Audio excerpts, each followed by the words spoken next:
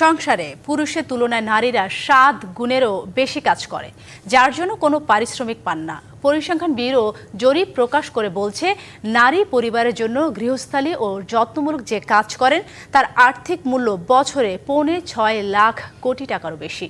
নারী রান্নার জন্য সংসারে যে শ্রম ও সময় ব্যয় করেন তার আর্থিক মূল্য প্রায় 2.5 লাখ কোটি টাকা। রাজধানী আগারগাঁওয়ে বিবিএস ভবনে বাংলাদেশে অবৈতনিক কাজের স্বীকৃতি নিয়ে ইউএন ইউমেনের সহযোগিতায় পরিসংখ্যান ব্যুরো জরিপ প্রকাশ করে। বাংলাদেশ সহ 36টি দেশে এই ধরনের জরিপ প্রকাশ করা হয়েছে। অবৈতনিক কাজের এই হিসাব জিডিপিতে সংযুক্ত করা হবে জাতিসংঘের অনুমোদন সাপেক্ষে।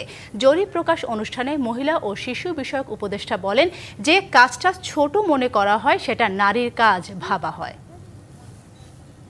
সামাজিক মূল্যবোধের কাজগুলো এক ধরনের অলিখিত বিভাজনের মধ্যে আছে।